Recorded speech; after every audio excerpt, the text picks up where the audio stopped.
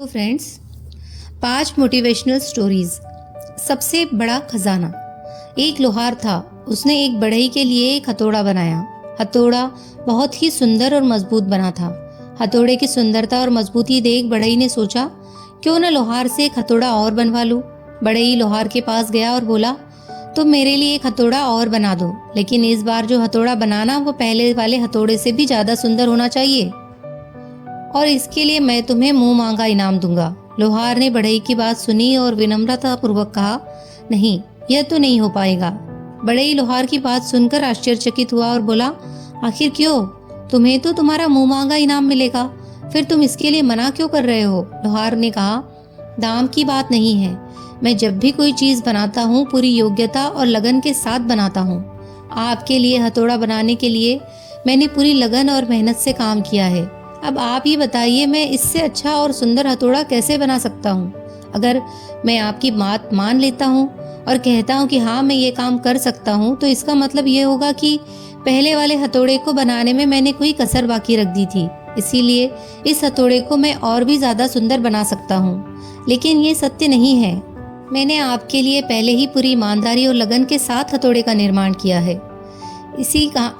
इस कहानी का तात्पर्य यह है कि किसी के लिए भी कोई भी कार्य करो तो उसे पूरे तन मन से मेहनत से करो। उसे अच्छे से अच्छा बनाने में कोई भी कसर बाकी मत छोड़ो। दूसरी कहानी है सकारात्मक बनो।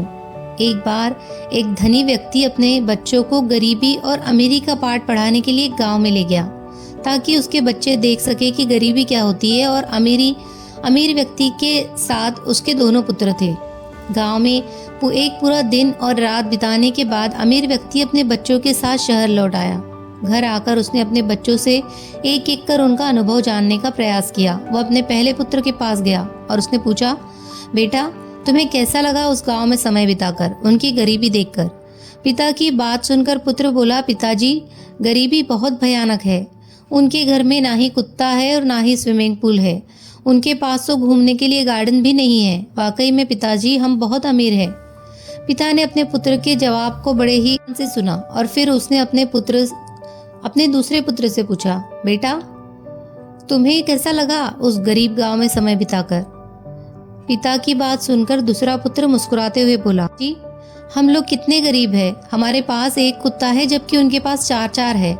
हमारे पास एक छोटा सा स्विमिंग पूल है जबकि उनके घर के पीछे तो पूरी नदी है। हमारे पास घूमने के लिए एक छोटा सा गार्डन है जबकि उनके पास तो पूरा प्राकृतिक जंगल है। वाकई में पिताजी, हम बहुत गरीब हैं। पिता को अपने पुत्र की बात समझ आ गई और वह समझ गया कि जीवन में सारा खेल नजरिए का है।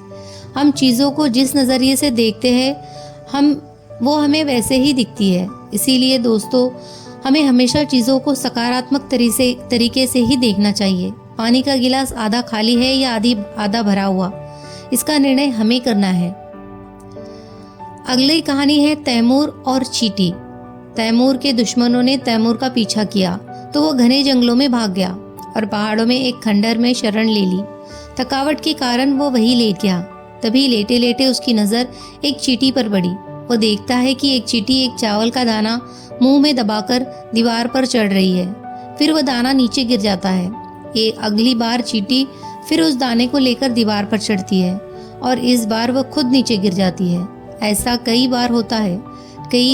कभी वह चावल का दाना नीचे गिर जाता है तो कभी वह। तैमूर लेटा लेटा उस चींटी के प्रयासों को गिनता रहा। वह चींटी 16 बार चावल के दाने को ले जाने में असफल होती है, लेकिन 17वीं बार वह उस दाने को ले जाने में सफल हो जाती है। तभी तैमूर को झटका लगा और वह फिर से अपने दुश्मनों से लड़ने के लिए युद्ध क्षेत्र में आ गया। वह लगातार अपने दुश्मनों से लड़ता रहा और एक दिन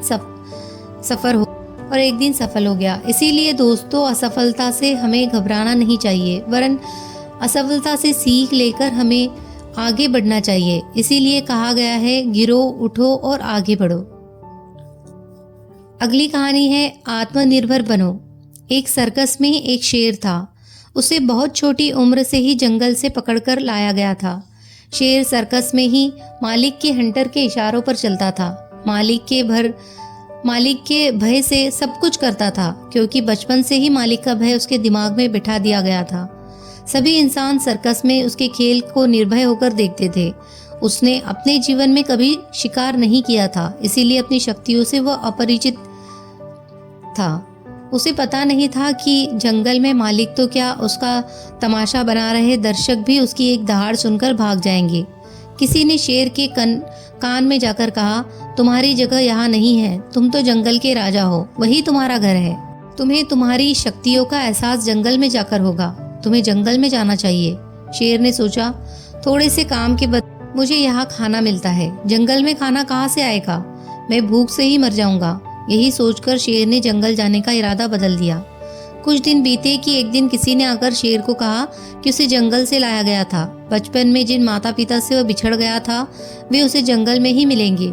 ये सुनते ही माता पिता से मिलने के लालच में उसने जंगल जाने की योजना बना ली और एक दिन सर्कस से भागकर जंगल पहुंचा। अब जंगल में आकर वह भूखा रहने लगा। उसे जंगली जानवरों की तरह शिकार करना नहीं आता था और सर्कस की तरह अब उसे खाना परोसने वाला भी वहाँ कोई नहीं था। वह अन्य पशुओं का शिकार करते हुए भी देखता था, लेकिन उसे खुद शिकार करने की हिम्मत नहीं होती। फिर एक दिन भूख से बेचैन होकर वह एक जानवर के पीछे शिकार करने के लिए भागा। शिकार के पीछे पीछे वह एक गांव के पास पहुंच गया। तभी उसे गांव में इंसान दिखाई दिया और इसका डर फिर से लौट आया। लेकिन तभी उसने देखा कि उल्टे इंसान उससे डर रहे हैं। आज पहली बार वो खुद को निर्भीक महसूस कर रहा था और आत्मनिर्भर भी। उसका आत्मविश्वास लौट आया था और अब वह जंगल का राजा था। इसीलिए हमने हमेशा अपनी शक्तियों को कभी भूलना नहीं चाहिए और निर्भीक होकर आत्मनिर्भर बनना चाहिए। दोस्तों, उम्मीद है कि आपको ये कहानियाँ पसंद आएगी और आपके जीवन के किसी न किसी मोड़ पर आपको ये कहानियाँ ज़रूर प्रेरित करेगी।